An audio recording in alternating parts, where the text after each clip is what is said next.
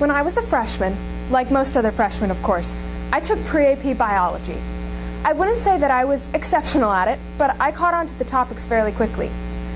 I was selected as one of the few pre-AP biology students to go on the genetics field trip with the AP biology students. It was brilliant. I learned so much about genetics and how the subject relates to cancer and other basic medical concepts. The professor also talked about the shortage of organ donors in the United States, leading him into tissue engineering, or the replacement or improvement of biological tissues using engineering methods. In other words, you can basically grow organs using genetics. Tissue engineering, I later learned, is just a subgroup of the broader field of biomedical engineering. My name is Madison Gray.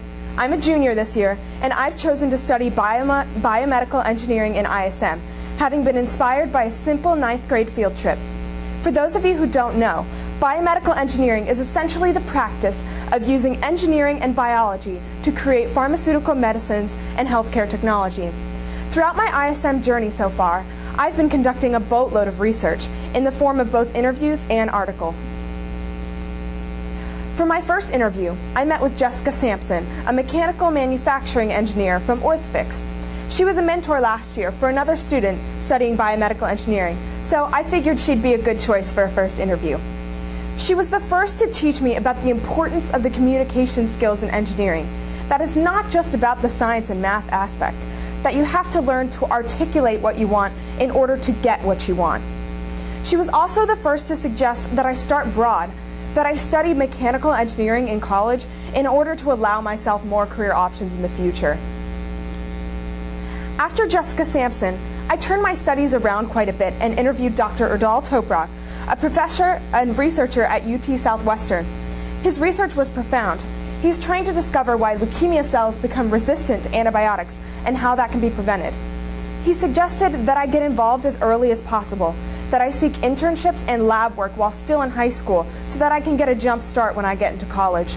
He also said that even though it's biology that I'm interested in, he made sure that I knew to also get that physics and chemistry background in order to allow myself that mathematics base. Again, he uses communication skills to articulate his thoughts to the scientific community in order to get more funding for his research. Immediately following my interview with Dr. Toprak, I conducted an interview with Elizabeth Groman, Senior Mechanical Engineer at St. Jude Medical, and her team of female engineers. The fact that all of them were women really appealed to me, because 50 years ago, women didn't have the opportunities that they do today. And it's incredibly important to society that women develop in STEM fields and other positions of power. One member of the team suggested that as a female, I should not be afraid to speak up and ask questions, no matter how many men I am working with, because as long as I am knowledgeable about my field, it won't matter whether or not it is male-dominated, because I will be just as qualified to be there. They also talked about meeting the people that benefit from their medical devices, reminding me just how important an engineer's job really is. Real people benefit from the work that engineers do. My fourth interview was with Dr. Michael Reese, a professor of pharmacology at UT Southwestern who is researching toxoplasma, a parasitic protozoan that can be transferred from cats to humans. Though it was my shortest interview, I believe this one was the most informative. Dr. Reese told it like it was. Life as a scientist is not glamorous and it's not easy.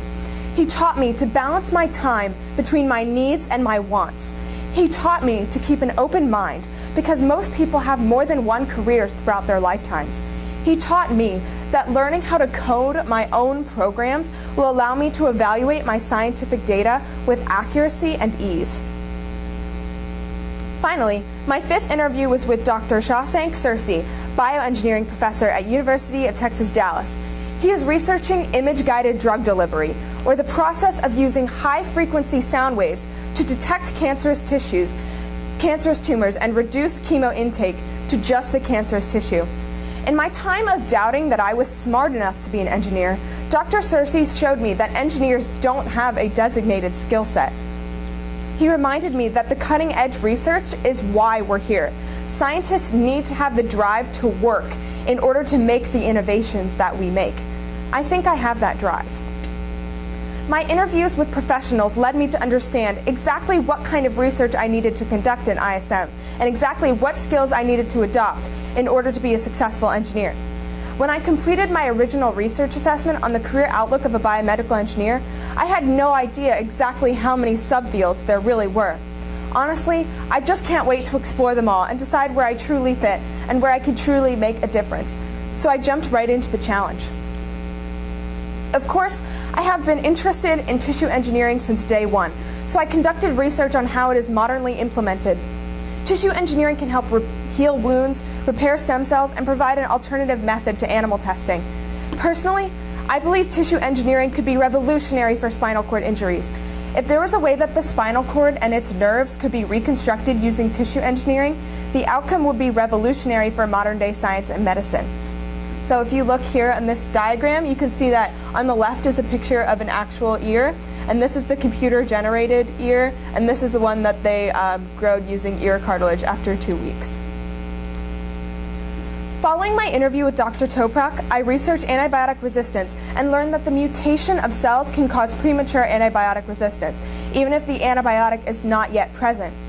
In addition, transformation, which is a process in which DNA is released by dying bacteria to be taken in by other bacteria, is known as the leading cause of resistance to penicillin. Finally, plasmids are pieces of DNA that can replicate themselves and encode the replication into another cell, and are known as another major cause of antibiotic resistance.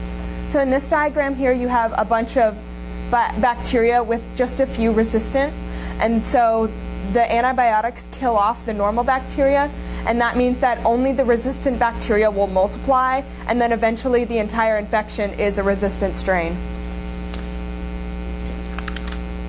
Before my interview with the engineering team at St. Jude Medical, I conducted research on neuromodulation, the area that the Plano branch of St. Jude specializes in, so that I would be better prepared for the meeting. Neuromodulation, also known as neurostimulation, is the process of stimulating the spine using a small electrical system in order to relieve chronic pain. Such technology and therapy boasts modernism, such as compatibility with smartphones and a rechargeable battery. The system is implemented surgically, and software in the system can be updated without removing it from the patient. Finally, neurostimulation can be used to assist the paralyzed with limb movement, a major medical innovation that could eventually and potentially reverse paralysis. Other biomedical innovations that I've researched include spine regeneration, a balloon therapy to stop excessive menstrual bleeding, computer electrosensing to detect breast cancer cells, and Lyme disease vaccinations.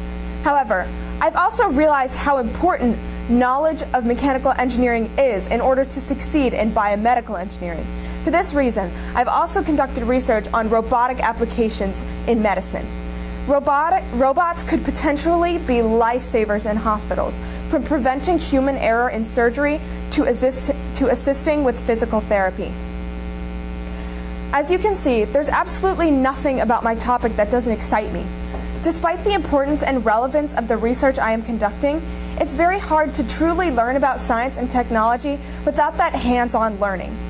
I am truly excited to be able to enter a mentorship and get that real-world experience that I've been waiting so long for. I believe that this is the only way I will be able to determine if I am good at engineering and if it is right for me.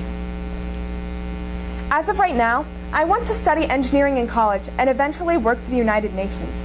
Despite this, I really don't know where I'm going, and I took this class because I wanted a chance to find out. I don't think anyone has a set path or final destination. There's time to learn and change your mind. Change it 1,000 times. So what do I want to do with my life? I want to do good.